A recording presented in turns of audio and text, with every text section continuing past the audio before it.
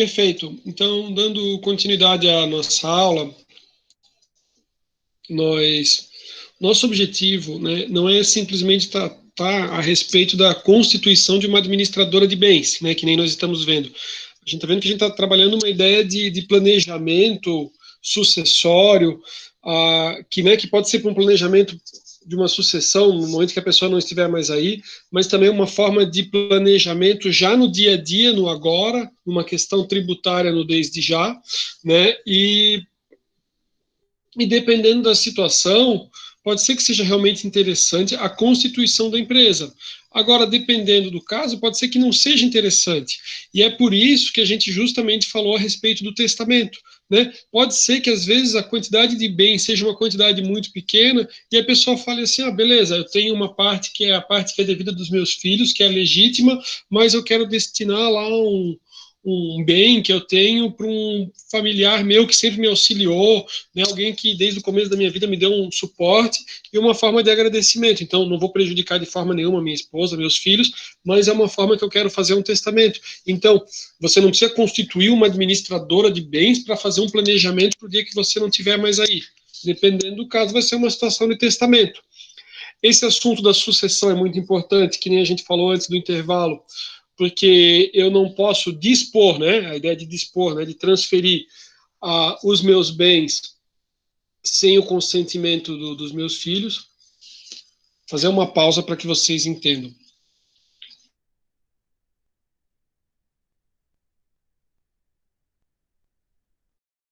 Bem, que a partir do momento que a pessoa vai envelhecendo, né, as coisas mudam, né? Então vocês já devem ter visto até em filme, alguma coisa, às vezes quando faz algum documentário, alguma coisa, que assim, a pessoa chega lá nos seus 70 e poucos anos, né? E daí ele quer casar com uma menina nova de 20 anos. A própria legislação já diz, não. Casar com comunhão universal de bens não pode. Casar com comunhão parcial nem universal não pode, beleza, só com separação. Só que daí às vezes ele está tão apaixonado, e a moça também está tão apaixonada por esse senhor, né? Professor, não seja preconceituoso, beleza. Vocês sabem que pode ser o inverso, né? Às vezes é uma senhora que ela é muito bem de vida, né? Não vou falar, ia falar de uma empresa, mas está gravando, vai que né, nada, mas é uma senhora muito bem de vida, e, sei lá, ela que constituiu a empresa e acabou se divorciando ou ficou viúva, e aparece um garotão aí, malhado e coisa e tal, que pensa assim, poxa, essa mulher tem um patrimônio gigantesco, né? E ele se apaixona, ele com seus 20 e poucos, 30 anos, se apaixona pela mulher de 70 e poucos, né? Então, assim, o legislador já fica com certo receio, né? E os filhos também. Então, assim, o que eu quero dizer é que existe toda uma preocupação, e se for realmente do interesse, né, de se fazer uma administradora, ou de se pensar, ou de alguma coisa, tem que tomar todo um cuidado em relação à sucessão, porque às vezes, por mais que a pessoa queira fazer de coração, ou por mais que a pessoa queira ajudar, você tem que tomar todo um cuidado para a pessoa não dispor do que ela não poderia dispor. Se ela dispor do que ela não poderia, vai ser anulado, né? Ou vai ser anulado ou vai ser nulo. Vai depender da situação, tá? Mas beleza. Então, por isso que a gente tratou um pouco sobre as sucessões e por isso que a gente abordou um pouco a respeito de testamento. Vamos adiante. Aí, a gente vem a ideia da holding, né? Como sendo uma empresa, né? Pode ser uma limitada, uma sociedade limitada, pode ser uma sociedade anônima. Eu trouxe também outros tipos ali de sociedade para que vocês visualizassem. E a criação dessa sociedade, dessa empresa, ela tem justamente o objetivo de fazer o quê? De evitar o condomínio, né? Evitar que depois, numa sucessão, fique lá, né? Os filhos, né? E eles tendo que dividir aqueles imóveis, e todos eles estão numa situação de condomínio. Aí eles querem vender, aí um quer vender, o outro quer vender e o outro não tem interesse. Né? Aí eles têm que se acertar entre eles, briga judicial. No final, assim, para o advogado é bom, para todo mundo é bom, menos para os filhos. Né? Então, a ideia qual que é? É você já constituir uma sociedade, organizá-la bem direitinho, né? Cada um deles vai ter como é que vai funcionar a administração. Então você organiza isso numa forma de sociedade. E daí esses imóveis, por exemplo, se a gente estiver falando de imóveis, a questão de evitar o condomínio, né? Esses imóveis, eles vão ser da sociedade, eles vão pertencer à sociedade. Os gastos deles vão ser despesas, né, da empresa, da sociedade, tá? Então, a holding, ela pode ser, né, de alguns tipos. Aqui ele traz como duas, né? Uma holding pura, que ela é uma ideia de uma controladora, a holding é uma controladora de outras participações societárias. Então, uma pura, ela administra outras empresas, tá? Como controladora, né? E a patrimonial é uma situação que ela foi criada justamente para gerir, né, esse patrimônio. A ideia, por exemplo, do patrimônio é uma administradora de bens próprios, né? A questão também é interessante no aspecto societário, né? O regime dela de tributação, né? Se ela vai se enquadrar como lucro real ou lucro presumido. Vai depender muito do tamanho da empresa, né? Tem vários aspectos. Então, assim, ó, vocês sabem que a gente tem alguns regimes de tributação, né? Simples nacional, lucro presumido, lucro real.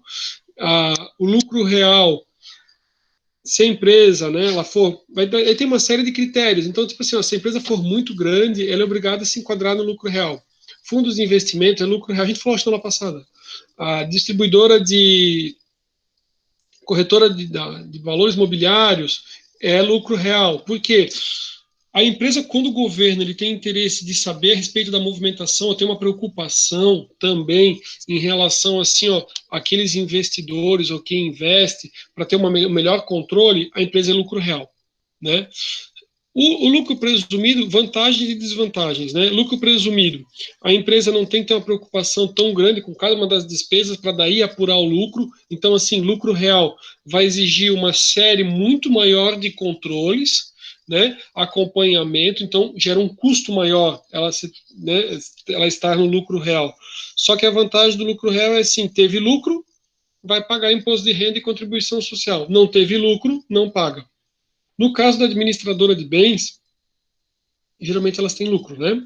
E mais fácil, realmente, ela ser enquadrada como lucro presumido. É claro que o regime da tributação aqui vai depender de cada caso, vai depender de qual que é o ramo de atividade dela, né? Por quê? Porque quando a gente está falando de uma holding, né, ela pode ser, por exemplo, uma das espécies ela é uma mista, e depois ela faz uma administração de uma carteira de fundos de investimentos, alguma coisa assim, aí ela vai ser obrigatoriamente lucro real. Então vai depender do CNAE, do que ela faz, tá?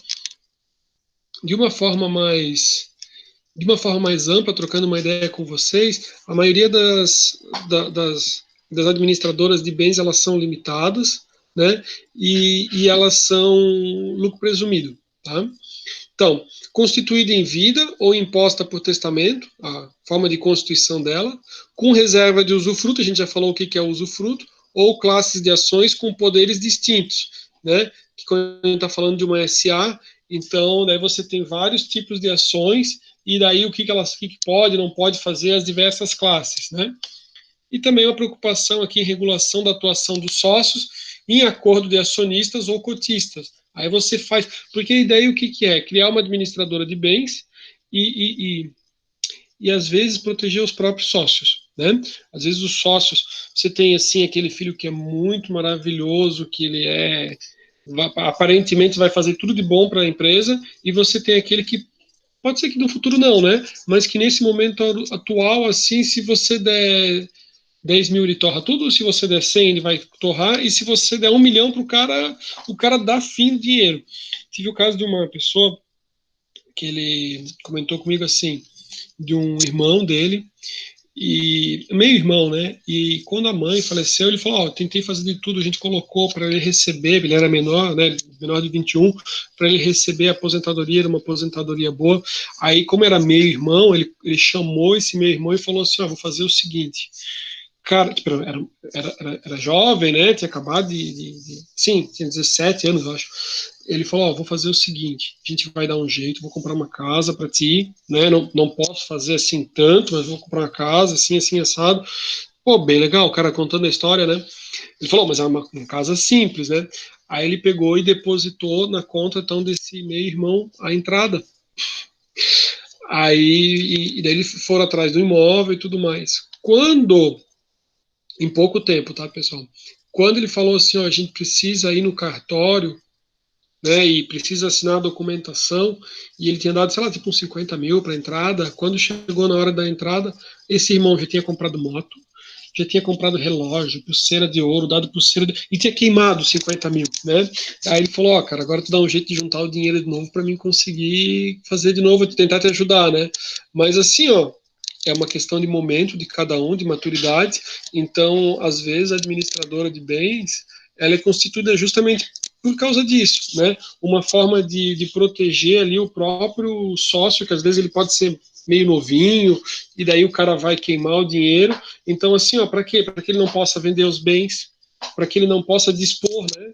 E que ele vai ter uma renda garantida, que ele não fique na gestão, ou que para que ele vá para um momento posterior para a gestão, né, que seja uma decisão colegiada, e daí então uma forma assim de tentar de alguma forma, né, no momento que alguém não esteja mais, proteger, minha concepção, né?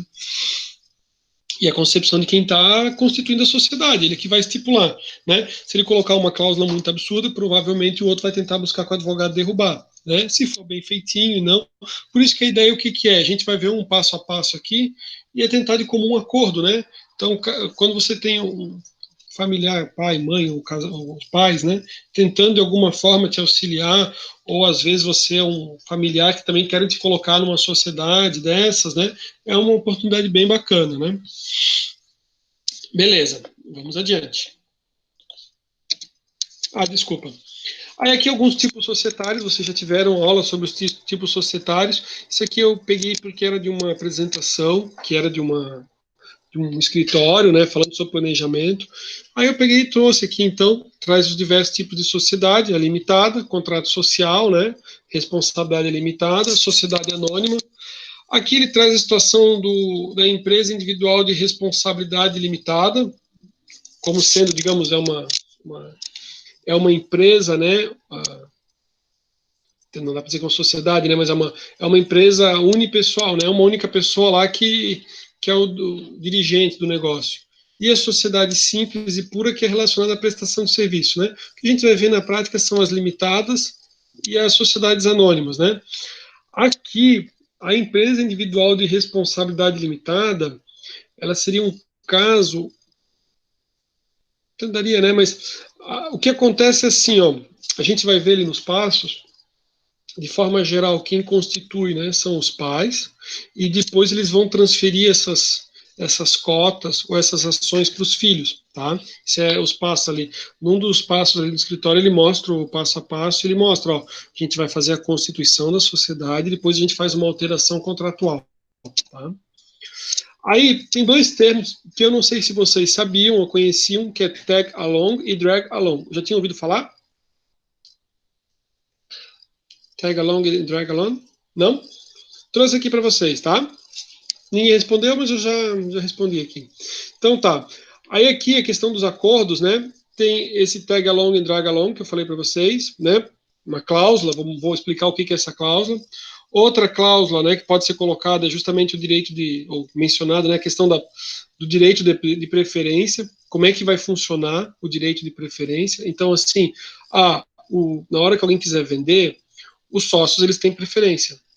E já dá para, inclusive, você colocar de que forma, né? Você começa a estabelecer os critérios, vai depender do quanto você quiser discriminar.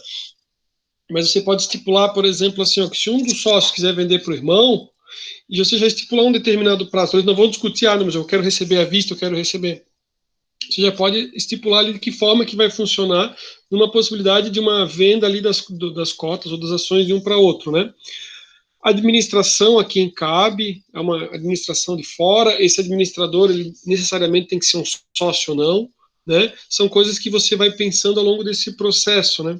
Regras de sucessão na sociedade, como é que vão ocorrer, né? Se um dia nessa sociedade, né, aquele que era seu filho não estiver mais, essa sociedade permanece ou não permanece, né? Esse é um dos dilemas nos negócios, que é o seguinte, por exemplo, né? O Pedro e o Felipe são grandes amigos, os dois são graduados em administração aqui pela Uniavan. Aí eles constituem a sociedade.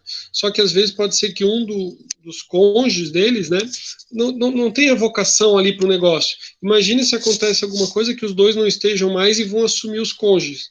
Aí uma tem todo o conhecimento de gestão e a outra não tem a menor noção, né? Existem casos onde o contrato social ele estipula que no caso de falecimento do sócio, né, o outro vai adquirir a sociedade num pagamento em até 120 meses. Né? Então, assim, ó, você já impossibilita, porque a ideia qual que é? É impossibilitar que os sucessores venham a gerir o negócio, né?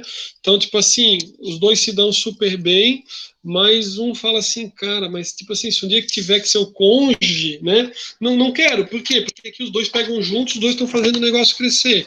Depois você não quer ter a imposição do outro. Isso assim, se não tiver nada, né? Aí os sucessores vão se resolver lá, né? Vão negociar, vão apurar os haveres e tudo mais. Ah, eu quero que conste já no contrato. Você já pode fazer constar no contrato, tá? Beleza, então tag-along. O que é tag-along? É um mecanismo de proteção a acionistas minoritários de uma companhia que garante a eles o direito de deixarem uma sociedade caso o controle da empresa seja adquirido por um investidor que até então não fazia parte da mesma, né? Então, assim, é aquele minoritário, depois ele ter o direito de vender por um valor X, alguma coisa assim, se ele não concordar, né? Então, assim, uma sociedade anônima e aquele minoritário, ele acreditava no negócio, daqui a pouco as coisas mudam, entrou um investidor, é o direito dele deixar a sociedade, né, ou vender de alguma forma. Drag along, ele é basicamente uma cláusula, esse é outro, né, que determina que os acionistas minoritários de uma empresa, eles têm a obrigação de vender suas ações, caso o acionista majoritário decida vender sua participação. Drag é de arrastar, né? Então ele arrasta junto, né? É um direito que protege acionistas majoritários. Então aqui é uma situação que, digamos, você quer aumentar o capital, sei lá, que você vai vender uma participação, você vai passar para um outro. A ideia é para que talvez fique tudo a mesma proporção. Então, se eu vender uma parte da minha participação, eu que sou majoritário, o outro também vai vender. E todo mundo vai vender para todo mundo mais ou menos ficar com a mesma participação, né, societária. A mesma que eu quero dizer, se é a mesma proporção que era antes. Beleza. Agora, a gente vai conversar. Deixa eu só um negocinho, um minutinho, pessoal. Agora a gente vai falar, então, continuando, né, a ideia da Constituição, porque eu ia pegar daquele slide e a gente continua e diz assim, ó, nessa primeira etapa, serão integralizados na holding os bens imóveis a serem definidos de comum acordo, visando principalmente o controle do patrimônio imobiliário e a economia fiscal em relação ao imposto, né, de transmissão causa-mortes e doações e o imposto de renda à pessoa física. Pode-se integralizar cotas de outras sociedades empresárias de titularidade do contratante, né, uma forma de tentar buscar a proteção patrimonial. Então, assim, ao invés de ser o Carlos, que era o sócio da empresa Indústria Alimentos, sei lá, né, o Carlos vai integralizar isso na holding, né, administradora de bens. E daí, onde era o Carlos, que era proprietário lá da Indústria Alimentos, vai ficar agora o nome da holding. Só que, é claro, tem que tomar cuidado, também de você vai colocar tudo nessa administradora de bens, né? Depois essa administradora de bens também pode ser responsável porque ela vai estar gerindo. Então, assim, às vezes é interessante colocar ali algumas participações e outras vezes não, você acaba não mencionando, tá? Vai de uma questão de estratégia. Agora também deixa eu comentar uma outra coisa, né? Não adianta você criar uma administradora de bens, fazer toda uma blindagem e daí você busca um financiamento bancário e coloca ela como avalista. Tipo assim, aí vai o patrimônio todo pro ralo junto com o financiamento se não der certo, tá? Então, assim, vou fazer o financiamento para comprar um imóvel, beleza, né? Mas imagina aqueles casos assim que o cara vai fazer uma planta fabril de uma unidade que pode ter um problema de crime ambiental, faz demônio assim, né? Já vi casos assim, né? Que o cara botou a administradora, vai tudo pro buraco. Beleza. As etapas do planejamento sucessório, né? Lembra que eu falei? Eu vou mostrar de dois escritórios, tá? Dois escritórios que trabalham com planejamento, como é que eles botaram a etapa. Então, assim, onde eles botou assim, ó. Primeira etapa, né? Que é, digamos também, O outro vai mencionar, né, fazer uma reunião com todos os interessados e tudo mais, né? Então a análise do imposto de renda pessoa física, as matrículas dos imóveis, né, quais são os bens que tem, e demais documentos, né, que se pretende integralizar na holding. Quando fala ali dos bens móveis, né, pensando ali na questão dos veículos, né, aeronaves e coisa e tal, né, e vocês lembram também que vocês aprenderam dos semoventes, né, que são os que se movem, né, tipo boi, vaca, né, gado, né, semoventes, né. Beleza. Etapa 2. Definição em conjunto dos bens imóveis. É claro, né, se não tiver os semoventes, você não vai botar os semoventes ali nos bens, só comentei. Entendeu? O cara vai vendendo e os próximos ele vai comprando o nome da empresa. Né? Caso assim você tenha uma administradora e ela tem atividade, por exemplo, de agropecuária, e daí, tipo, tem uma quantidade mínima de funcionários também, difícil, né? Um se matar lá para o cara perder o patrimônio da fazenda toda, né? Mas é diferente, por exemplo, assim, ó, do cara ter uma malharia com 400 funcionários e dar uma zebra desse tipo de pandemia e coisa e tal e parar tudo, né? Mas ali o cara tem uma fazenda lá com 1.000 cabeças de gado, fica tudo geralmente no administrador. Ele pode fazer a holding e as várias empresas. Ele bota uma agropecuária, né? E vai colocando as outras debaixo como se fosse um guarda-chuva. Também dá, vai depender do tamanho do negócio. Beleza. Ó, 2. Definição em conjunto dos bens imóveis que serão integralizados. Porque ele decidiu, isso eu vou colocar, isso eu não vou colocar, isso aqui eu vou criar uma outra empresa, analisando-se os impactos tributários e fiscais e a definição da estrutura societária a ser implantada. Vou aproveitar aqui para comentar uma coisa com vocês, que é tipo assim, que eu já vi, que vocês devem ter visto já na prática de vocês, na administração. O que aconteceu muito, né? Era assim, ó, era o empresário, vou dar um exemplo, coisa que eu já vi bastante, né, e que daí depois, às vezes, eu vou assistir minhas aulas ali do auditor, ele conta assim, né, o cara tinha uma dívida muito grande com tributos, certo?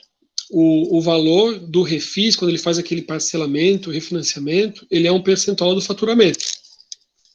O que o empresário faz? Ele pega e ele desaparece com o faturamento. Ele cria outras empresas na mesma localidade. Então, por exemplo, uma que o auditor falou, né? O auditor contou assim que a empresa tinha 50 e poucos funcionários, depois a empresa já praticamente não tinha mais ninguém, não tinha faturamento, estava pagando lá um mínimo de 1.000 e poucos reais, né? Por mês lá dos tributos lá que estava devendo. E claro, chegou até, ficou com um faturamentozinho, tá? Ele não zerou totalmente, ele deixou um faturamento pequenininho. Só que daí, naquele mesmo local, foram constituídas outras empresas e que não existia distinção entre uma empresa e outra. Elas faziam a mesma coisa, então foi claramente uma forma de pagar menos tributos, que na verdade daí isso não é um planejamento tributário, tá? Então assim, ó, nesse caso ali, da zebra com o fisco, tá? É claro, por exemplo, assim, se você tem várias etapas de uma unidade fabril e você decidir fazer um planejamento onde você diz assim, não, vou fazer assim, ó, uma empresa que trabalha lá com um determinado processo fabril, uma outra que faz isso, separo, né? O cara que é o empresário, que ele decide fazer desde a fiação até o processo final, não precisa ser uma única empresa, ele pode ter várias empresas. Isso faz parte do planejamento, desde que ele não faça o processo inverso, né? Desde que ele já planeje desde o início, tá? Beleza. Então, por que eu comentei isso? Que eu sei que eu estava no 2 ali. É uma questão de planejamento, né? Beleza. 3. Cronograma de execução dos trabalhos societários, tributários, fiscais e registros de transferências dos bens a serem integralizados na holding. Nesse momento, será necessária a atuação conjunta com o contador de confiança do contratante, ou o profissional a ser indicado por nós. Lembra que eu falei que era no escritório, né? Para orientações contábeis e fiscais. O que acontece? A ideia é analisar, né, qual que é a situação dos negócios como um todo, verificar o que vai entrar, o que não vai entrar, para que, digamos, né, entrar que eu quero dizer assim, ó, o senhor João vai entrar como sócio naquela administradora de bens. Ele vai entrar com R$ 2,5 milhões. Os 2,5 milhões, eles são integralizados da seguinte forma, porque daí não é dinheiro, tá, pessoal? O cara vai colocar assim, ó, um apartamento localizado na Avenida Atlântica, em Balneário Camboriú, um apartamento localizado na Nereu Ramos, em Blumenau. Então, ele vai integralizar o capital social dessa empresa, dessa administradora de bens, com os imóveis. E ele não vai pagar o ITBI por essa transmissão. Quando eu pego o imóvel e eu integralizo para a constituição de uma sociedade, eu não vou ter o gasto do ITBI, tá? Legal, por isso que é feito, né? E depois, como é que vai, o que vai acontecer num futuro? Num futuro próximo, esses bens vão ser todos no nome da empresa. Os filhos, eles vão receber as cotas dessa administradora de bens, né? Então, assim, ó, em alguns casos, a ideia qual que é? É fazer a transmissão por aquele valor, né? Geralmente esse valor é mais baixo do que o valor de mercado atual, que o pessoal diz, que às vezes alguns dizem assim, que esse valor de mercado é uma ficção, né? Que o fiscal às vezes ele vai dizer, não, tem que ser o valor de mercado. Qual que é o valor de mercado? Aí bota uma fortuna, né? Mas se você quisesse realmente vender, também não conseguiria vender naquele valor, né? Beleza, vamos adiante. Estão comigo aí, né? Tá fluindo, né? Falei da questão da ficção do valor de mercado pelo seguinte, quando vocês estiveram sobre contribuição de melhoria, que hoje em dia quase não é tão utilizado, né? Quando vocês aprenderam sobre contribuição de melhoria, que é aquela valorização imobiliária, que daí o município, por exemplo, a gente teve aqui em Blumenau, por exemplo, a rua 15 de novembro foi toda reurbanizada, né? Aí custou uma paulada para mim, para o meu primo, que a gente tem imóvel aqui, né, na época, né? Aí o que aconteceu? Aí assim, melhoria, mas tem uma valorização, tá? Valorização, o pessoal só tem, pergunta pro Pedro aí, né, que tá com a gente aí, o cara só tem a valorização quando ele vende, e se o cara nunca vender? Aí o cara tem uma valorização hipotética, porque na verdade o imóvel dele está igual, de uma coisa que ele até hoje não vendeu. Pode ser que amanhã o mercado caia, né? Então é bem interessante, isso comentando com o próprio auditor, assim, bem legal, né? Meu objetivo não é chegar nesse nível de detalhamento aqui, porque nosso objetivo não é falar sobre contribuição de melhoria. Mas comentei pelo seguinte, existe discussão porque alguns municípios estavam querendo cobrar o ITBI, apesar da própria Constituição Federal dizer que é imune na integralização. E daí tem um questionamento, né, a respeito que daí, onde foi uma discussão, e eu coloquei aqui nos slides, tá? A gente vai ver que está nos slides. Mas vamos seguir as etapas, que eu já fui me adiantando.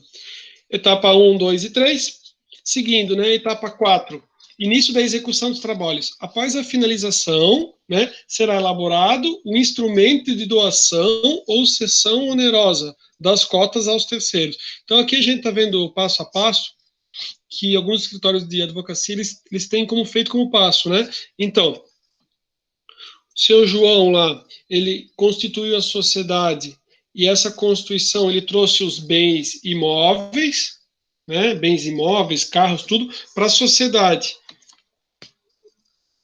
Isso. Pedro colocou agora a resposta. E depois, como nessa administradora de bens, essa transferência é feita em vida, ele vai ter um segundo passo, que é uma alteração contratual. E nessa alteração contratual, ele vai transferir esses bens para os filhos, tá? Professor, mas não pode vender para os filhos e coisa e tal. Tá bom, o pessoal faz, né? Vai depender se alguém questionar.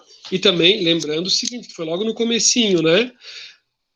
Aqui a administradora de bens não é para o cara tentar fazer algo tipo assim, sonegar imposto ou tentar criar fraude contra credores, né? O credor vai tentar achar. Professor, e se o credor nunca achar, se foi um pouco antes e depois não viu? Não achou, né? Tem o que é certo, aliás, não devia estar gravando, né? Tem o que é certo, a gente ensina o que é certo, né? Mas acontece, né? Acontece muitas situações onde o cara não estava quebrado, que o cara estava fluindo, mas o cara já estava vendo lá na frente que, tipo assim, ia dar zebra, e ele começa a se desfazer das coisas, né? Se o fisco for atrás, se alguém for atrás, vai tomar tudo de volta, que é o certo, né? Mas se não ver, não passar, aí foi, né?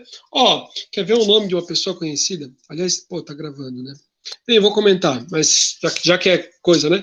Não que eu saiba, né? Tem um cara no Instagram chamado Dan Bilzerian, uma coisa assim, o cara joga pôquer, viaja o mundo inteiro, bate foto com mulheres, armas, atirando, voando de jato para tudo quanto é lado, já viram? Alguém já pode ter visto, o cara tem, sei lá, quantos milhões de seguidores. Ó, Pedro já. Então, joga o nome do Google, coisa e tal, vai dizer que esse cara ali, o pai dele parece foi, tá, tipo assim, fortes indícios de uma fraude lá no mercado de ações, e que daí não localizaram, coisa e tal, e que acho que esse dinheiro dele é tudo fruto dos cambalachos lá do pai, né? Ainda bem que ele não fala português. Aí depois tem que ver se eu posso postar esse vídeo. E daí depois, né? Aí depois o cara bota assim, não, que ele ganhou tudo jogando pôquer, jatos e coisa e tal. O cara é o cara mais fodástico do pôquer, né? É que nem aqueles casos de lavagem de dinheiro com obras de arte, vocês sabem. E um outro caso do cara que fez lá a ilha lá em Miami, o cara também vem de fora e coisa e tal, fez a ilha de Miami. Até hoje estão tentando buscar ali de familiares, ali não sei se é do pai, alguma coisa assim. Também casos de golpes e fraudes, assim, bem interessante, né? Então, assim, alguns casos são pegos e outros casos passou, né? Tipo esse do Dan lá, ninguém mais pega nada, o cara aparece. Aliás, o cara tá sempre tão armado com metralhadora, atira em tudo, passa com os caminhões em cima, tudo que Deus também ninguém. É uma forma de afugentar algum credor ali, né? Beleza, ó. O 4, então, é o passo, né? Onde depois ele te constitui da sociedade, ele faz uma alteração contratual, e nessa alteração contratual ele vai transferir as cotas para uma outra pessoa, seja o filho ou quem for, né? Só que, é claro, ele não pode estar devendo, tá? Se o cara tiver um monte de dívidas, ele não pode transferir, fazer uma doação. Aí o credor vai dizer, pô, não tem dinheiro para me pagar, mas tu fica doando o teu imóvel. Ó, imagina o seguinte, o cara tem para receber 500 mil de uma pessoa, o cara diz, não, eu não tenho dinheiro. Como não tem? Não, é que a Lamborghini eu doei, a Ferrari eu doei e o apartamento também eu doei. Não dá, né? Mas assim, se o cara fez quando estava em situação regular, passou. E daí, quando ele faz essa transferência, ele toma um cuidado de ele fazer a reserva do usufruto. Ou inclusive, ele fica gerindo a empresa com procuração, alguma situação assim, né? Para quê? Para que justamente assim, ó, o cara venha a falecer, não vai ter toda uma questão de inventário, porque as cotas já estão no nome dos filhos. Os filhos já são os proprietários da empresa, né? O pai estava só na gestão. Aí, beleza, já vai ficar direto os filhos, são os filhos que assinam pela empresa, tá? Mesma coisa, se não for com a constituição da empresa, mas já foi transferido os bens e o pai só ficou com o usufruto. Vai só tirar ali da matrícula ali aquele usufruto, vai dizer que o pai faleceu que já não tem mais usufruto. 5. Elaboração dos acordos de cotistas com definições das responsabilidades, né? Quais são as responsabilidades, quais são os poderes, a delimitação de atuação dos sócios, elaboração de carta com a descrição de todo o trabalho executado. E a 6, a revisão das declarações de imposto de renda das pessoas físicas e jurídicas envolvidas, em conjunto com o contador responsável. Tá? Isso aqui é a etapa do planejamento sucessório de um dos escritórios. Aí ele mostra, né, o patrimônio pessoal do contratante, né? Aí eu tenho as diversas participações societárias, ou seja, aquele contratante, diversas participações que ele tinha, as diversas empresas que ele tinha, os diversos imóveis e veículos, né, e embarcações que tinha, e daí ele tem a questão da holding, né? Pode ser uma só, ele pode criar outras, às vezes ele cria, né? Às vezes o cara faz uma loucura, o cara vai criando uma com outra, até para tentar afastar um monte o patrimônio, não dá nenhum tipo de problema, né? A gente vai trabalhar algumas coisas ali a respeito dos aspectos tributários. O ITCMD, né? Ele é calculado sobre o valor venal do patrimônio. Aqui, se ele for fazer a doação, né? Ele vai incidir sobre doação de bens e direitos, constituição de usufruto e transmissão de causa-mortes em falecimento, né? Aqui também a gente está vendo, nesses aspectos tributários, que são os itens ali, né? A situação que você pode pensar assim, se eu crio a empresa ou se eu não criasse. E eu trouxe também uma tabelinha assim com os valores para a gente ter um parâmetro. O ITBI, que seria uma situação de transferência entre vivos, né? é o imposto de transmissão de bens imóveis entre vivos, incide sobre a transmissão onerosa de bens imóveis em vida. Aí eu coloquei aqui que alguns municípios têm exigido ITBI, mesmo para integralização do capital social, portanto, é preciso analisar. E o imposto de renda, no caso de ganho de capital no inventário. Aqui eu trouxe a questão do ITBI, tá? A questão do ITBI é o tema 796, lá do STF, mas ali uma situação específica, tá? Porque o que acontece, ó? O artigo 156, parágrafo 2º, inciso 1, isso aqui eu peguei tudo e joguei do Google, né?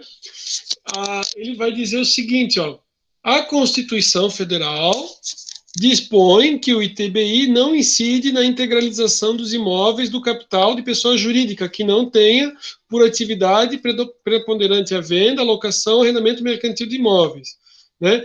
E daí eles têm uma discussão que aqui ele vai trazer, ó, qual que é o tema 796, que está lá para aguardando, né? É assim, ó, sobre imóveis incorporados ao patrimônio da pessoa jurídica, quando o valor total desses imóveis excede o limite do capital social. Ou seja, o imóvel vale muito mais do que o capital social. Então, o cara integralizou por um valor baixo, só que o valor desses imóveis é muito mais alto. Então, isso aqui é um tema que está em discussão.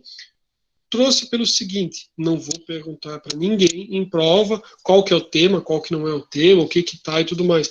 Mas quero dizer para vocês sabem que a Constituição Federal é de 1988, né? Vocês sabem que, claro, teve algumas questão às vezes você vai tendo algumas alterações, né? Quando a gente está falando de Constituição Federal, a gente está falando de imunidade tributária e que nem o Pedro acho que tinha comentado antes, né? O Estado que eu digo governo de uma forma geral, o cara cada vez quer ver onde é que tem a possibilidade de ele ter um ganho, né? E aí o cara diz assim, não, pô, mas uma coisa é a pessoa integralizar no capital social, a outra coisa é o cara integralizar, mas o valor do imóvel é muito mais alto, ou excede o capital social. Então, assim, dependendo, o procurador do município quer ganhar lá a partezinha dele, né? E daí vai para alguns temas, algumas discussões. Como são valores bem expressivos, a gente está falando de patrimônio, interessa a todo mundo, né? Interessa ao Estado, interessa ao advogado, porque o advogado vai dizer, não, esse valor aqui não é devido, eu vou discutir isso aqui, e daí isso está lá no STF. Aí aqui tem explicação, ó, isso aqui eu tirei do próprio tema, porque a Associação Comercial, acho, de Criciúma, peticionou agora recente, só que ele não tinha juntado nenhum tipo de informação, tá? Só trouxe de curiosidade. Mas o que acontece é assim, se eu for integralizar, eu não tenho que pagar ITBI, não pago ITBI, tá? A não ser algum caso ali que eu quero botar pelo valor que eu tinha adquirido na época, mas o valor é muito mais alto, porque o questionamento é assim, ó, se eu coloco por um valor mais baixo, só que na hora que eu for vender ele vai ter um valor muito mais alto, eu vou pagar imposto. Vou pagar o ganho de capital. Só que daí quem ganha é a União. Né? Então, às vezes tem aquela questão assim, aqui cabe a da União, aqui não cabe, aqui vai, tá? Ó, informações, né? Aqui eu estou fazendo um comparativo entre a economia de uma receita mensal com aluguel, né? Receita de aluguel. Então, assim, os bens estão todos na administradora de bens e daí ele vai pagar aluguel. Então, vamos supor aqui de sei lá, um galpão lá que o cara tinha, tá? Se a pessoa tiver esse galpão na pessoa física, né, ele vai pagar o imposto de renda sobre a pessoa física, vai dar em torno de 2.290 ali, né, 10 mil reais por mês. E aqui eu tenho uma situação da holding, né, uma administradora de bens. Então, qual que é a diferença? Ó? Ele vai pagar a base do imposto de renda e da contribuição social sobre 10 mil, ele não vai dizer que 10 mil é o rendimento para moer o cara no imposto. Ele vai dizer, ó, vou considerar, né, uma empresa lucro presumido, receita, como se fosse prestação de serviço, é 32% o lucro. Ou seja, se ele tem uma receita de 10 mil mensal, é a mesma coisa que 32% a base de cálculo. Então, 3.200. Desses 3.200, ele aplicou 15, aqui ele não botou os 10% a mais, né? 15% de imposto de renda e 9% da contribuição social, dos 3.200. Jogou 3.200, 15%, 480. 3.200, 9%, 288, mais PIS e COFINS, né? Um é 3 e outro é 0,75, 365.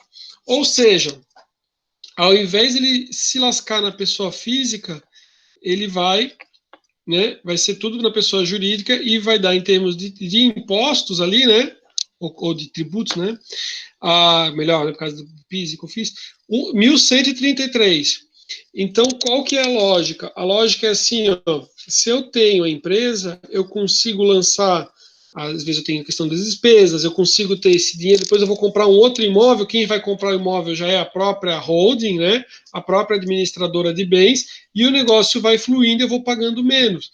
É claro, né, senhores, se a pessoa às vezes só tem um imóvel, aí ele vai fazer as contas. Por quê? Porque ele tem o contador, ele tem outros gastos aqui para constituir a empresa.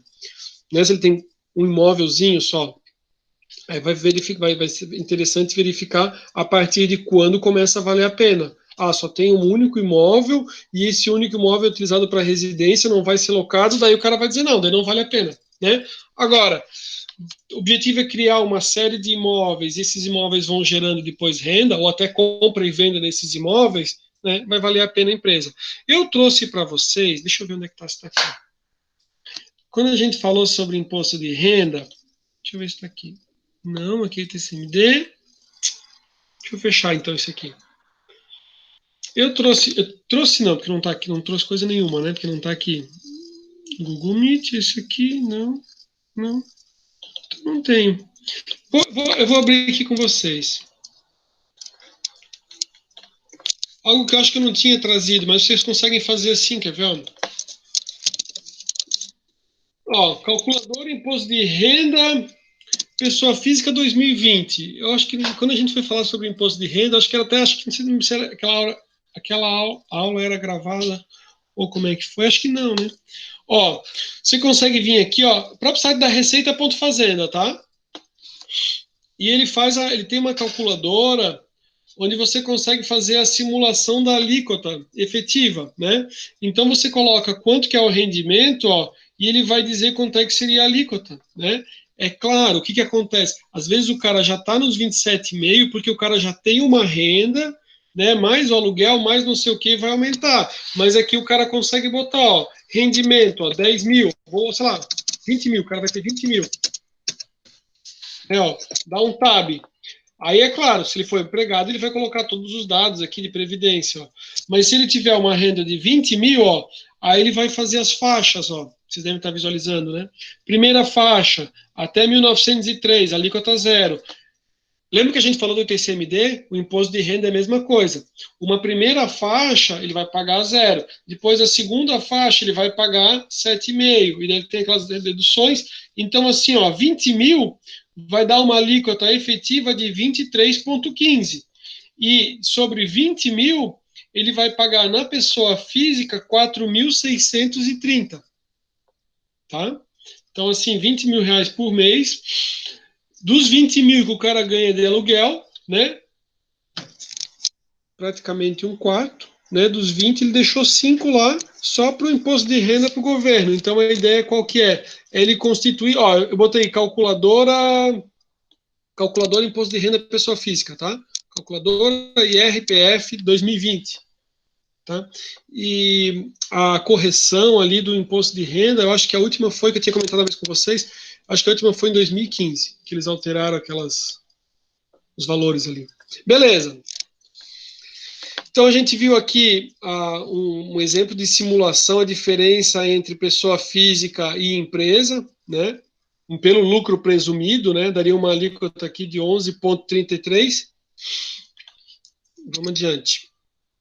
Aqui um outro exemplo de planejamento sucessório, e aqui o outro escritório ele colocou, a primeira coisa que faria é o quê? São as reuniões com os familiares, entrevista em grupos individuais, né? Para fazer um negócio bem alinhado, né? Com o objetivo de conciliar os conflitos de interesse, né? Não adianta o profissional sentar lá, fazer todo um planejamento trancado num quarto escuro, aí na hora, quando ele apresenta ali, já começa a dar problema ali depois que constituiu. Então já faz com todos os, né, com os herdeiros ali, senta bem direitinho, vê como é que funcionaria, né? Para deixar perfeito. Parte B, segregação do patrimônio, definir as ferramentas da sucessão. Tá? A gente vai ver depois sobre segregação, com a imagem fica melhor. Depois a segunda etapa, diagnóstico e análise dos documentos, apresentação da estrutura do grupo para a sucessão e o relatório final. E a terceira etapa é o processo de implantação das ferramentas e das boas práticas da governança corporativa. Vamos mostrar então. Então, assim, né? As ferramentas ali que ele falou, a boa prática, né? É a questão da holding, né? Aí você vai ver, deixa eu mostrar uma imagem mais para frente. Aqui, ó. Aqui é uma situação que ele faz o seguinte, ó. Ele vai criando, né? Vai segregando, ele tem uma holding, né? Que administra a empresa A e a empresa B, mas ele vai dividindo aqui, ó, a participação. Então, cada um deles aqui, ele vai entrar com a sua sociedade. Pode ser. Né? Então, assim, cada um dos filhos entra com a sociedade, como uma possibilidade. Vou dar um outro exemplo, tá? Numa das empresas que eu já vi, pensando assim numa administradora, eles fizeram assim, ó. O exemplo é na construção civil. Na construção civil se juntaram alguns construtores para fazer um mega empreendimento, tá? Então, assim, ó, esse mega empreendimento ele tinha holding, ok?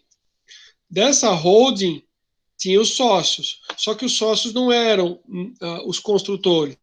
Aí tinha lá o nome assim, tal empresa, que era de um grupo, de uma construtora, Tananã Holding. A outra de outra construtora, era uma outra holding. E aqui de uma outra construtora, tá? Na verdade, eram 4 construtoras. Eram 4 holdings aqui em cima, e aqui tinha uma outra holding. 4 holdings e aqui tinha uma holding. Por quê? Porque cada uma delas aqui tinha uma participação, e eles até fizeram a participação de 25% cada uma delas, e acima delas aqui tinha uma outra holding, tá? Então, assim, depende do tamanho da brincadeira, né? Depende do tamanho do faturamento, do negócio, dependendo, o bicho, né? O negócio é grande. Ficou péssimo essa afirmação. Mas vocês entenderam com carinho, né? Assim, o tamanho da negociação é uma negociação que envolve valores bastante expressivos e a preocupação é assim, ó, não é o fulaninho que é o administrador aqui da empresa, né? É tipo assim, ó, todo aquele grupo que tem administração. Porque tem negócio grande, negócio não grande. Não parece uma linguagem profissional, né? Beleza, me desculpem. Ó, aí aqui, né, na administradora de bens, entra alguns critérios, né? Por exemplo, assim, que bens vão entrar, que imóveis vão entrar. Vocês sabem que eu sou muito sincero com vocês. Eu já vi umas mancadas, né? Não sou tão velho, mas já vi algumas bobagens feitas.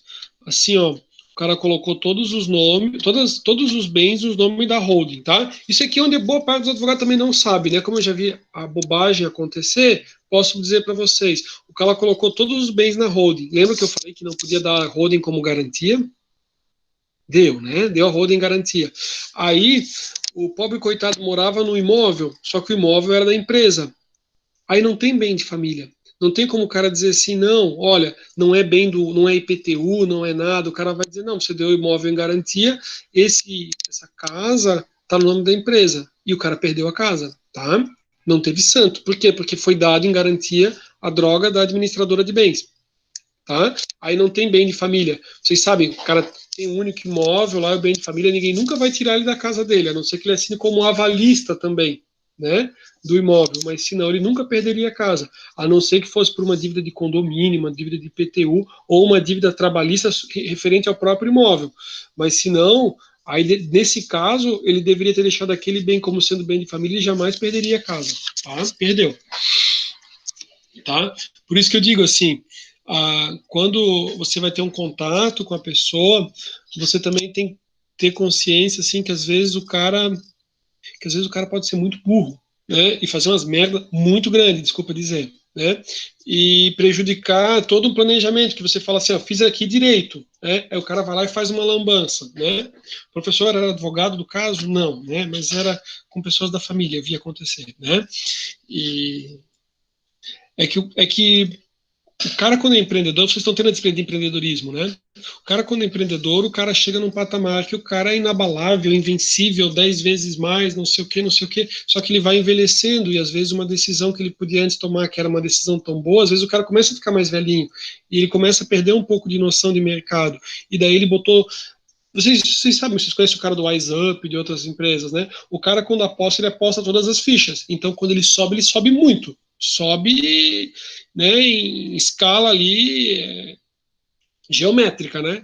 Mas também quando exponencial, mas quando cai também né, se arrebentou, né? A ideia é justamente qual que é? O cara subir de forma exponencial, mas ele deixar lá uma reserva, né? Não deveria dizer isso para vocês, né? Mas assim, é que nem bandido, né? Não conheço, né? Assim, não tenho contato e não trabalho na área criminal, mas tenho colegas, né? Até alguns foram professores meus. Aí e até alguns amigos policiais falaram assim, cara, mas o cara não fica muito puteado, tipo assim, imagina, né? Se a pessoa é presa, né? O ódio que a pessoa teria, né? O bandido, né? Aí o cara falou assim, não, Rafael, isso não tem, cara, porque eu tenho policial. Ele falou, não, o cara quando faz assim, ele já tem consciência. Então ele já faz um pé de meia. No dia que ele é preso, ele já tem um dinheirinho reservado já para pagar o advogado para tentar sair da prisão. Falei, né? É um negócio profissional, assim, né? Que eu jamais imaginaria. Eu falei, eu não consigo imaginar isso. Aí ele falou, Rafael, porque tu não tem cabeça de bandido. Porque se tu tivesse, o cara já sabe. É como assim, faz parte do jogo, sabe? Tipo que nem o cara que vai. Não tô falando de bandido de outros tipos, né? De roubo, né? Mas é quase como aquele cara ali que vai tentar passar lá na volta de viagem, e daí ele tem que passar no bens a declarar ou não tem bens a declarar, né? O cara diz nada a declarar, né? Passou a oportunidade dele dizer para a Receita Federal que ele tinha, né? Ele vai ter o perdimento dos bens. Então, assim, ó, quem faz disso o dia a dia, o cara já sabe, ele diz nada a declarar. Ah, perdeu, faz parte do jogo. A próxima vez pode ser que passe sem dar zebra, né? Não sei, não cheguei nesse nível. Também nem quero, né? Nem quero, né? Beleza. Ah, aqui, né, tem algumas menções, por exemplo, né, questão de fundos de investimento, carro pessoal.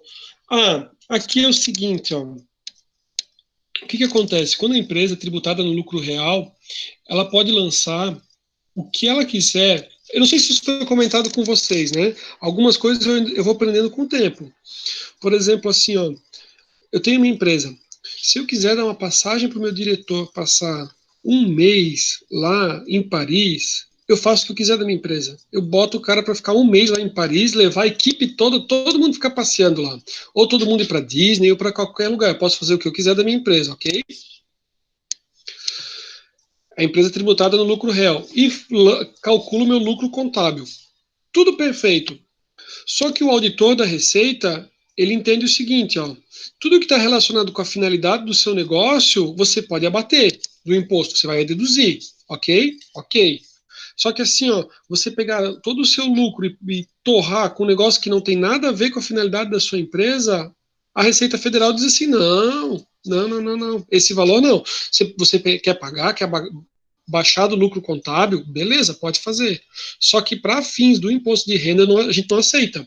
Então, assim, para fins de imposto de renda, aquele valor vai ser somado para aí calcular o valor do imposto de renda certo. Então, assim, a empresa é sua, você faz o que você quiser. Se quiser torrar com um negócio que não tem nada a ver, beleza. Então, daquele caso que eu falei do auditor, que eu contei para vocês, teve casos, por exemplo, assim, ó, que a empresa tinha comprado um jatinho. Para vocês entenderem, não sei se algum professor tinha comentado com isso sobre vocês, mas como eu vou estudando, eu vou vendo, né? Então a empresa comprou um jatinho. Aí o auditor da Receita Federal falou: eu vou verificar, então. Verificou.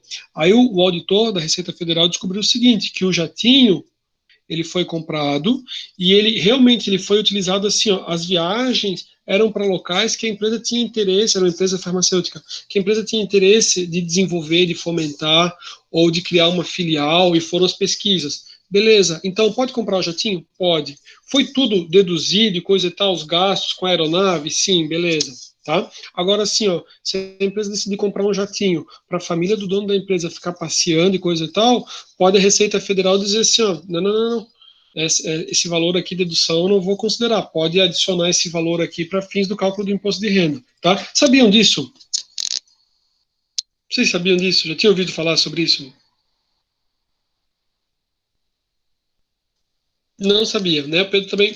Então, Pedro, eu também, cara, confesso assim que fiquei feliz pra caramba com esse treinamento ali do cara do auditor da Receita. Claro que algumas coisas você já via, mas apesar de ter alguns materiais de planejamento tributário, assim, é legal porque você pega muito da vivência, né? E dele comentando, alguma coisa assim. E, né, e a dúvida pode ser assim, tá, Rafael, e todos os casos o auditor pensa assim? Tem auditor que fala assim, dane-se teu jatinho, e se foi ou não foi, aí cai lá no CARF. E como aquele cara, ele é o cara, é bem bacana, esse cara, esse auditor é fera, o cara é o autor do direito tributário esquematizado. E como ele é também, cara, muito fera, né? Aí ele tem vários casos que vai lá para julgamento. Esse da aeronave foi lá para o CARF. Justamente lá é que eles disseram assim, ó, não, realmente, do jeito que a empresa tinha calculado, o imposto estava errado. Por quê? Porque o auditor disse assim, ó, todos esses gastos com a aeronave, imagina quanto é que uma aeronave viajar de um lugar para outro, é 60 mil, 70 mil, todos esses valores aqui não servem aqui para fins de dedução para o cálculo do imposto de renda, isso tudo deve ser somado. Então, assim, as pauladas são grandes, tá? Ali das autuações do imposto de renda, né? Beleza. Então, assim, ó, me lembrei disso porque o nosso material disse assim, ó, que os carros pessoais aqui não entrariam. A questão, talvez, de um negócio que não tivesse nada a ver com a empresa ou tivesse totalmente desvirtuado, né? O que acontece na prática é o seguinte, as pessoas colocam tudo, né? E se eu fosse fazer também, eu colocaria tudo, né? Exceto meu bem de família que eu falei para vocês, né? O bem de família eu colocaria já no nome direto do filho, deixaria lá um imóvel que eu não penso em vender, justamente porque eu já via a bobagem acontecer. Mas o resto eu colocaria tudo, as despesas, né? Muito provavelmente ele vai ser lucro presumido, né? Então, assim, faça chuva ou faça sol, ou seja, dando lucro ou não dando lucro, a empresa vai pagar como se ela tivesse lucro, né? Mas daí eu poderia utilizar aqueles recursos da receita que ela vai me gerando para adquirir, né, novos imóveis, esses imóveis vão me dar novas receitas, então acho que é bem interessante, colocaria absolutamente tudo, exceto a minha renda que, né, por enquanto eu tenho, que recebo como pessoa física. Ó, beleza. Aqui alguns exemplos, né, para administradora de bens de imóveis próprios. Então aqui o CNAE delas ali. E daí diz assim, ó, recomenda-se constituir uma sociedade empresária limitada em razão do menor custo, porque a sociedade anônima tem a questão da publicação dos balanços, tem uma estrutura muito maior, você tem gastos também para apurar o lucro, né? E daí ele diz, ó, então também é uma limitada e ela é uma lucro presumido, né? E é exigido matrículas atualizadas, por quê? Porque na hora que você vai levar a documentação toda para a junta comercial, para fazer tudo, né, esses imóveis eles têm que estar todos com as matrículas atualizadas, tá? Aí aqui, direito das sucessões, a gente já falou sobre os herdeiros necessários, ascendentes e descendentes, né? A preocupação ali na hora da transferência, a legítima e o que está disponível, né? Professor, né? Se não existe transmissão da herança em vida ou venda da herança em vida, se todos tiverem de comum acordo criar administradora de bens, mesmo que fosse junta legítima e coisa e tal, e passar e ninguém questionar, beleza? Beleza, né? Qualquer coisa a gente tem que perguntar para a Thalita se ela tem o marido dela, que o marido dela também é fera também, se ele tem opinião diferente, né? Mas assim, ó, o que eu vejo muito acontecer é o cara colocar tudo, né? A maioria dos casos não dá nenhum tipo de problema, porque é assim, ó, é um cara que cresceu, que o bem dele também não tem nenhuma dívida, não tem nada, constitui a empresa, fica lá, ok, tá? Mas a ideia do que a gente trabalhou sobre sucessões é que nem a gente viu aqui no material, para que todos estejam de comum acordo. Se um deles não tiver, o cara vai pedir anulação do ato, né? Anulação digamos, da negociação, né? Que em alguns casos, assim, ó, às vezes a pessoa não faz como doação, tá? Ele constitui ou ele faz uma alteração contratual como se fosse uma compra e venda, e a compra e venda nunca existiu, né? Ou porque não tinha patrimônio. Aí vai depender muito dos valores que tiver envolvido no capital social, né? Às vezes a empresa é muito velha, o capital social é um valor bem baixo. Usufruto, né? Que a gente já falou. Aí a questão da proteção patrimonial. A constituição de uma sociedade protege o patrimônio, pois os bens da sociedade não são atingidos diretamente em razão das dívidas dos sócios e vice-versa. tem as ressalvas aqui, tá? Dessa forma, é possível separar o patrimônio particular, que não se quer arriscar, do patrimônio empresarial, sujeito aos riscos de uma atividade empresarial. Aqui, assim, ó, há controvérsias, né? Existe uma coisa chamada desconsideração da personalidade jurídica. Então, dependendo da situação, dá para fazer a desconsideração da personalidade jurídica e algo que é chamado de desconsideração da personalidade jurídica inversa. Se o sócio tiver dívidas, se o sócio tiver, quem tem bastante dinheiro não vai, né, o patrimônio é muito maior, mas se o sócio tiver dívidas, a pessoa pode ingressar com uma ação e pedir a participação dele nessa sociedade, dessa administradora de bens. Aí é uma bucha, tá? Isso se chama desconsideração da personalidade jurídica inversa, tá? A saída é o quê, né? É um outro irmão ou sócio exercer o direito dele de preferência e comprar e não aparecer um Zé Ruela ali como sócio do negócio, tá? E a outra situação é o caso que a empresa ela constitui a personalidade jurídica, a empresa, né, para justamente dizer meu risco é limitado, e daí a justiça vem e desconsidera essa empresa, que é chamada de desconsideração da personalidade jurídica, para atingir os bens dos sócios. Então, assim, é uma forma de buscar a proteção patrimonial, só que lembrando assim, ó, que não é absoluto, né? Talvez em algum momento já pode ter sido já há muito tempo, né? Mas não é não, tá? Já comentei com vocês, acho que em outras matérias, nesses bate-papos que a gente tem, em relação à esfera trabalhista, se tiver algum problema, trabalhista vai sempre em busca do sócio, né? Então é uma dívida da sociedade, a sociedade não pagou, a pessoa que trabalhou precisa com urgência receber, uma questão alimentar, vai desconsiderar a pessoa jurídica e vai direto buscar o patrimônio do sócio, né? E a inversa é o caso que o sócio tem dívidas e daí eles vão buscar o patrimônio da empresa, tá? Vão buscar as cotas dele. Ó, o que será penhorável são as cotas, se houver doação, com cláusula de penhorabilidade, apenas os frutos e rendimentos poderão ser penhorados, tá? Aqui eu estou com uma situação até para questionar, gravar, na verdade, que a juíza justamente pegou as cotas, tá? E tinha a cláusula. Então agora é discussão para um pouco para frente. Mas só para mostrar assim, acontece, daí você tem que discutir, né? Faz parte. Ó, senhores, resumo das alíquotas, lembram? A gente tinha mostrado aqui, ó, um exemplo com aluguéis. A gente disse que a base de cálculo era 32%, aí aqui, ó, 15% sobre 32%, quanto é que daria? PIS e COFINS. Isso a gente tinha visto no outro material, né? No slide anterior. Lembra que eu falei que eu fiz uma concha com as apresentações de um escritório e de outro. E nesse material, em seguida, ele mostra como se fosse a venda. Então, na alocação, a alíquota giraria em torno de 11,33, né, comparado à pessoa física que pode chegar a 27,5 ali, né? E na venda dos imóveis, ele mostra aqui, ó, quanto que é o percentual, 8,12, né? 8% para imposto de renda, pessoa física, 8% para imposto de renda, a gente está falando de pessoa jurídica, e 12% para contribuição social sobre o lucro líquido. Aí, no caso, né, que a empresa faça compra e venda de imóveis próprios, a alíquota ficaria em torno de 6,54. Então, assim, na verdade, quem paga imposto de renda é quem recebe na fonte, tá? Quem é o grande pagador lá de tributos, imposto de renda, ou quem se lasca bastante é a classe média, né?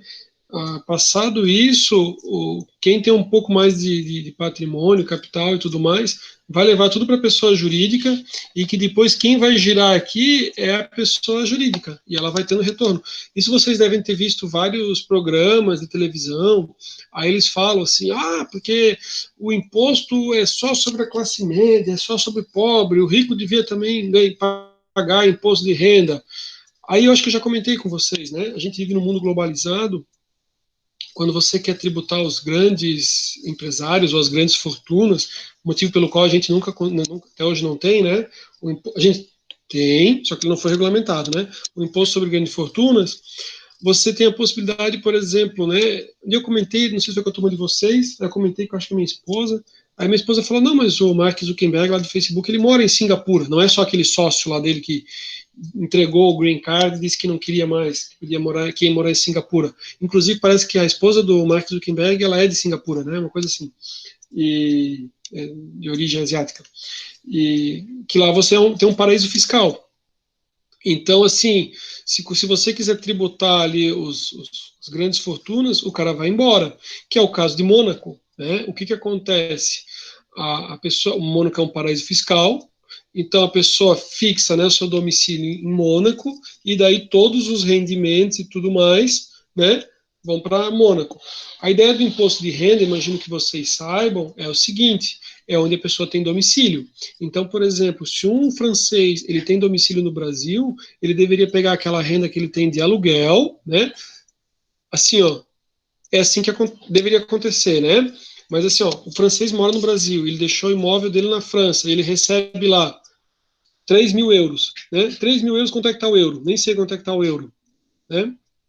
Não sei, estou até assustado porque o dólar está 7, né? Enfim, esses 3 mil euros ele tem que trazer ali para fins de declaração de imposto de renda, mesmo sendo estrangeiro, porque ele é domiciliado aqui, né? É pouquinho, né? Esses 3 mil, ele vai pagar uma paulada tão gigante, né? Que assusta, né? Aí eu estava comentando com a minha esposa, ela falou: Rafael, mas duvido que alguém faça, né? Enfim, né, deveria fazer, é onde ele está domiciliado. É a mesma coisa, por exemplo, quando você fizer a declaração de imposto de renda. Se você é brasileiro, mas se está domiciliado fora do Brasil, você não vai pagar imposto de renda, tá? A ideia é que não é sobre tudo, né? Sobre todos os seus ganhos e tudo mais. Então, hoje em dia, que nem a gente tem, né, a turma, o Pedro, sabe? Todos aqueles rendimentos que você tem fora do Brasil, você teria que trazer para o Brasil, porque você é domiciliado aqui, e pagar imposto de renda. Meu Deus, professor, todo mundo faz imposto de renda errado. Quer dizer, todo mundo não, né? Mas boa parte, né? E dá uma esquecida, né? Né? Até o momento que eles conseguirem cuidar ou controlar um pouco mais, né? Já que eu me empolguei, vou comentar um outro negócio com vocês. Sabe onde é que a Receita Federal agora está super empolgada e está querendo ver como é que eles fazem, que é um grande dilema de como conseguir cobrar os tributos sobre joguinhos da internet. Porque vocês sabem, quer dizer, você deve saber melhor do que eu, provavelmente que não conheço, né? Aqueles jogos, você tem a possibilidade que a pessoa vai lá, joga e compra umas arminhas, não tem? Consegue umas arminhas, conquista umas armas e depois consegue vender a arma para o colega, não tem uma coisa assim? E essas armas custam uma fortuna? Então, ó, quando eu compro as arminhas da plataforma, cara, já está tudo tributado, o imposto já é cobrado, o cara ganha o tributo.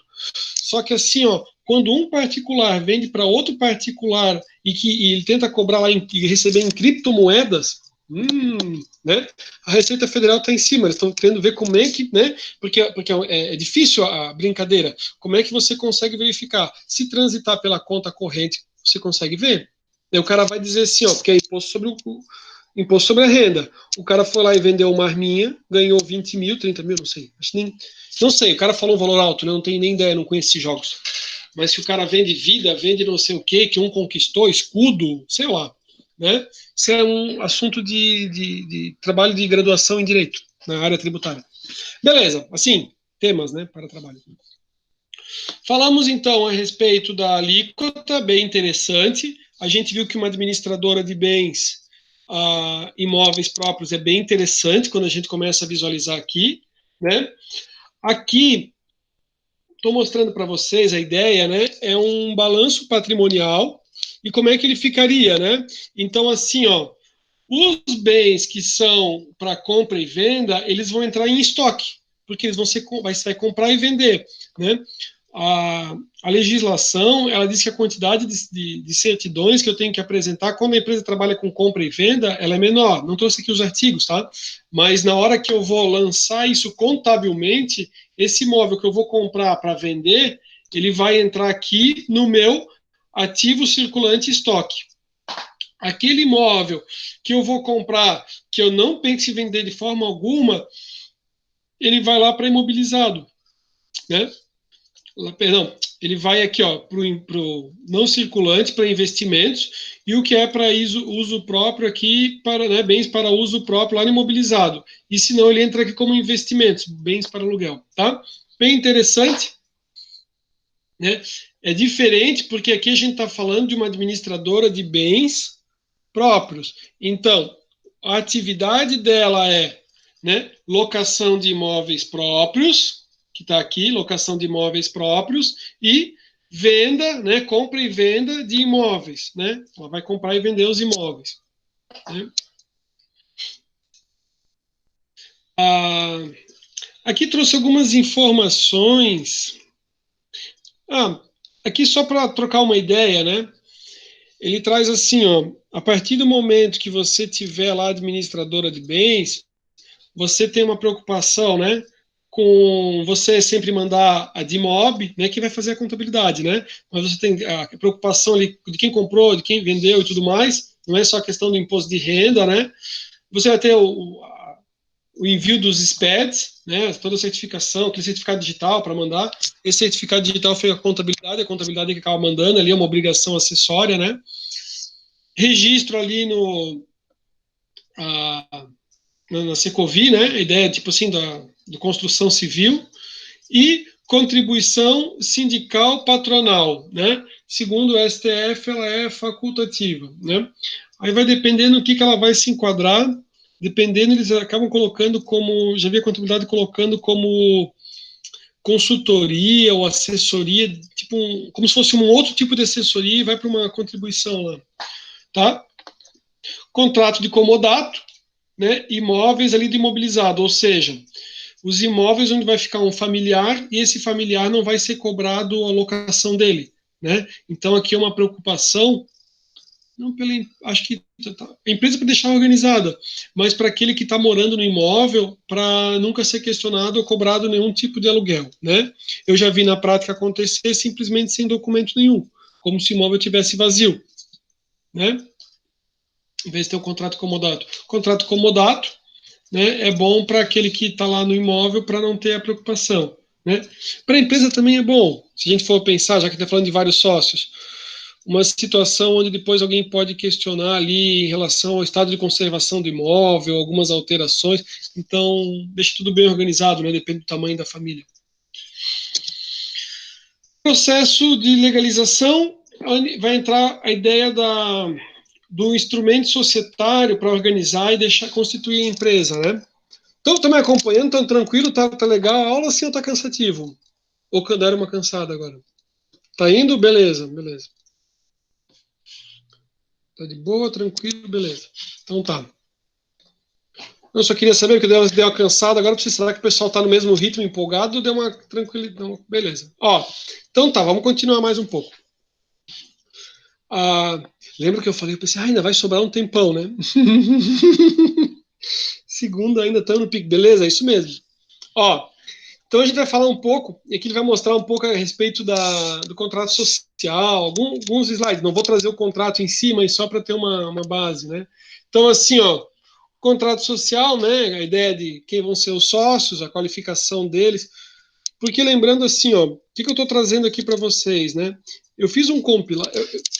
Eu trabalho de forma dedutiva, que nem vocês fazem o trabalho de vocês, TCC, o artigo e tudo mais. Então, assim, ó, eu busquei como os escritórios que trabalham com a parte de planejamento e assessoria eles trabalham e fiz um compilado aqui e fui trazendo um pouco as etapas que um trouxe, as etapas que o outro trouxe, né? E aqui, seguindo a sequência de como é que ele faz a apresentação, ele diz, olha, que eu vou precisar, né? Vou precisar de quem vão ser os sócios, que o senhor vai colocar como sendo, né, os que vão ter agora e depois que vão ser uma alteração contratual, que a gente vai ver alteração contratual, mas já pensando aqui quem são os sócios, né? O nome da sociedade, a localização que vai ser a sede dela, o prazo muito provavelmente vai ser indeterminado, ninguém vai pensar em botar ela para terminar, né? Objeto social, o que ela vai fazer, a administração de bens próprios, ela vai ter participação em outras sociedades, aí ele vai justamente, a ideia de pensar ali na administradora, né, na holding. Qual que é o capital social? O capital social vai vir justamente, né, vai ter que saber quais são todos os bens, por isso tem aquela reunião, traz as matrículas, verifica qual é o valor dos bens. Outorga uxória. Já ouviram falar sobre outorga uxória? Sabem o que é outorga uxória? É legal esse material porque ele tem uns nomes assim, às vezes o cara pensa, bah, eu ouvi, mas não me lembro mais o que era. Beleza. A outorga uxória é o seguinte: quando você tem um bem, lembra que a gente falou sobre a figura do meeiro, né? Então, assim, eu tenho o meu imóvel, Pô, mas eu tenho a minha esposa que ela tem metade do meu imóvel. Então, assim, a esposa tem que assinar junto uma transação dessa. Eu vou constituir uma empresa. Ah, o apartamento está em nome lá de Rafael, mas eu vou colocar, então, no meu nome lá com o social. Só que vai sair do meu nome, certo? A esposa, ela tem que outorgar, a ideia de outorgar, outorga uxória ou marital, é tipo ela assinar como anuente, como concordando, né, com essa transação. Então, assim, ó, por quê? Lembra que a gente falou? Se a esposa não assinar, pode dar problema no futuro. Muito provavelmente vai, né? Se ela não concordar. Se a esposa não quiser concordar, eu ainda tenho um caminho, ou eu falei esposa, mas é o cônjuge, né? O marido não concordar, tem um caminho? Tem, né? Buscar judicialmente essa autorização. Aí o juiz vai suprir, né, o papel do cônjuge. Só que é tudo que tem que ser bem justificado, né? O cara não vai dizer assim, ah, vou dar fim no patrimônio que a gente constituiu na vida, né? E o juiz vai dizer, ah, beleza. Né? Com certeza não, vai ter que ser bem explicado, né? Para justamente, tipo assim, a esposa não aceitou, mas ela não teve nenhum tipo de prejuízo, porque isso, porque aquilo, tá? Beleza. Depois, né, já pensando na alteração, diz assim, ó, doação das cotas, né? Aí aqui, ó, gravadas com cláusulas de incomunicabilidade, impenhorabilidade e inalienabilidade. Viram o que a gente falou? Não se comunicam com o outro cônjuge, né? Tipo assim, eu vou passar depois para o meu filho, mas daí não vai para a esposa dele, ou se é filha, não vai para o marido, né, dela. Impenhorabilidade não vai poder ser penhorado e ele não vai poder vender. Tá? E reversibilidade ao doador, ou seja, poder fazer voltar para o doador. Com reserva de usufruto, voto e poder de controle para os patriarcas. Né? Isso aí já no caso da alteração. Viram como é legal, como a gente foi trabalhando, às vezes, alguns nomes, que às vezes podia surgir alguma dúvida, e agora a gente já está muito craque. Concordância nos valores e dispensa do laudo de avaliação. Né? Claro, porque pensem o seguinte, ó, vamos constituir uma sociedade, né? Todos nós aqui da nossa sala. Aí eu digo assim, ó, eu vou colocar o meu Fusquinha, e meu Fusquinha vai entrar por 60 mil. E Fusquinha, não o New Beetle, né? Aquele outro, não o Fusca novo, né? O Fusquinha é o antigão mesmo, todo moído, cheio de ferrugem, né? Aí o cara vai dizer, não, cara, me desculpa, mas assim, ó, o 60 mil é 10% do capital social e esse Fusca aí vale 2 mil.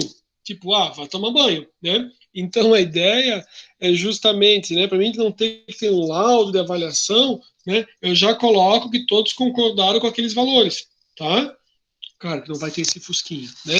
Mas assim, para que depois não tenha discussão ali do capital, quanto que era o valor do bem, que não era, por quê? Porque vai dar a proporção do capital ali de cada um dos sócios, esses bens que vão integrar, tá? Também, né, a respeito das retiradas, ou seja, dos recebimentos. Então, justificativa, né, apuração dos haveres, forma de reembolso e prazo. Aqui o escritório, esse escritório de advocacia, ele sugeria, né, um prazo de 120 meses. 120 meses são 10 anos. Então, assim, ó, numa questão de apuração de haveres, né, um reembolso, alguma coisa, 120 meses para o outro receber a participação, ou uma exclusão de sócio, tá vendo? Para pagar em 120 meses. Acho que foi da turma de vocês que eu falei ali de um processo milionário, que o cara estava ganhando uma boa paulada, né, mensalmente ali da empresa para pagar a participação, tá? É o marido, tá? Que permaneceu, ele saiu, não existia nenhuma cláusula ali no contrato social, ele ingressou em juízo, entrou com a apuração de haveres, apuraram o quanto que valia a empresa valia uma fortuna, e daí ele recebe assim, cara, um baita valor por mês. A empresa tem que pagar para, tipo assim, tiraram ele como sócio, eles compraram a participação, né? E fizeram a compra, a própria empresa comprando. Cada um dos sócios vai entrar junto no negócio, tá? Aqui é uma forma do que, se algum dia der algum problema, já colocou com prazo longo, não inviabiliza o negócio, né? O cara receber em 10 anos, é sofrido receber em 10 anos, né? Mas daí é uma forma de tentar preservar ali o negócio, tá? Participação do sócio nos lucros e nas perdas, né? Como é que vai acontecer? Pode ser proporcional, qual que é o critério? Como é que vai funcionar a administração? Aqui está o poder do controle do patriarca, né? Do poder familiar, né? Hoje em dia, se poderá haver administrador não sócio e as suas funções, e o affectio societatis, né, ou seja, a votação dos remanescentes pelo ingresso de herdeiros ou sucessores, e apuração e haveres reembolso. Então, ele respeita o contrato social. Aí aqui ele mostra, né, a ideia da constituição da empresa e depois uma possibilidade de alteração. Desculpa, vamos expressar de novo. Ele faz a constituição interna e depois é feito uma onde daí entram aqui os herdeiros, né? E daí ele vai fazer com aquela cláusula, né, de que não se comunica com o cônjuge do herdeiro, não se comunica, né? E daí ele fica ainda como o gestor do negócio, de alguma forma, ou ele tem um usufruto, uma cláusula de puxar de volta ali a alteração, mas ele já transferiu para os filhos. Se vier a falecer, a empresa já está, essa administradora de bens já está no nome dos filhos. Legal? Pessoal, estou vendo aqui o nosso horário, são 11h53, eu até imaginei que no primeiro momento ia me sobrar bastante tempo, e olha que a gente nem debateu tanto, espero que algumas pausas que eu fiz para fazer algumas considerações tenham sido válidas, para a gente também às vezes não fica, quer dizer, eu posso ter a preocupação de ficar muito no slide e não falar sobre alguns casos que eu vejo assim do que já deu, que já vi que deu certo e que não deu certo com vocês. E deixa eu só ver em que slide que a gente parou aqui para não ter um parâmetro. Tá, acho que tá bem no finalzinho já também. Mas ainda falta bastante, né? Então, opa, deixa eu puxar aqui para mim.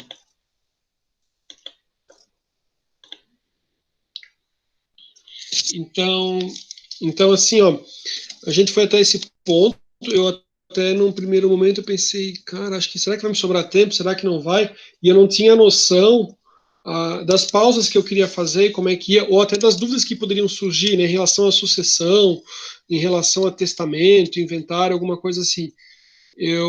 Na aula que vem, né, a gente continua a respeito do assunto. Aí eu consigo trazer alguns pontos a mais, até para trazer algumas questões para que vocês tenham, assim, para a gente fazer um teste ali de conhecimentos, até poder trabalhar depois numa questão de prova.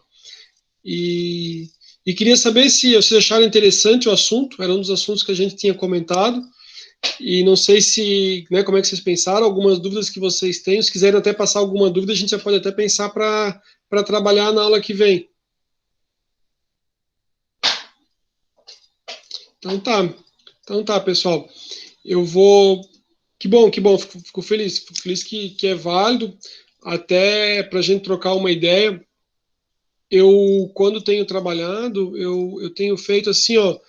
Como eu fiz né, como eu tive a mesma formação de vocês, teve algumas coisas que depois eu fui cair no mercado no dia a dia e foram justamente as dúvidas que eu fui vendo e assuntos que são super interessantes, né?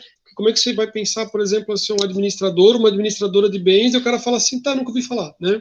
E algo bem legal. E assim, ó, serve para cada um de nós para fazer o seu negócio, para deixar no futuro aí uma garantia para os herdeiros de vocês, uma forma de planejamento tributário, né? Não estou dizendo se o cara ainda não começou para o cara ter toda a despesa de manter a empresa, mas pode ser que alguns já chegaram lá e pode ser que alguns vão dizer assim, não, daqui a pouco eu vou constituir, vou me organizar, vou estipular, que daí vai ser muito interessante, né? Lembrando, né, que existe uma preocupação de quem é servidor público, né, dele não poder estar na gestão de negócios, né, de empresas, né. Estou comentando isso porque eu fico sempre estudando e aí estava na aula da pós de previdenciário, ela falando sobre os processos administrativos, né, dos PADs lá, e contando casos de que ela falou assim, o cara, sei lá, não se liga, depois está como, tipo assim, um parente precisa de alguém para tocar o negócio, tipo assim, para constar o nome, né? Aí constava o nome lá como dirigente ou como administrador da empresa, e o cara, sei lá, não se ligou e era servidor público, né? Aí depois ele começa a responder um processo administrativo disciplinar, porque ele não poderia ser sócio de uma empresa, né? Então, assim, poderia talvez ser cotista, né, da empresa, mas sem ter poder de gestão, tá? Só me lembrei disso ali. Senhores, quero agradecer bastante a presença de vocês. Semana que vem a gente continua a nossa conversa. qualquer coisa, se alguém também tiver alguma dúvida em relação à nota, estava dando uma olhada. Eu acho que a pessoa que talvez pudesse ter algum questionamento, não vi nem acabou não aparecendo hoje. E continuo à disposição. Semana que vem a gente continua. Espero que tenham gostado. Desejo para vocês uma excelente semana, tá bom? Um abraço, pessoal. Tudo de bom. Até semana que vem. Valeu. Valeu, valeu. Obrigadão. Tamo junto.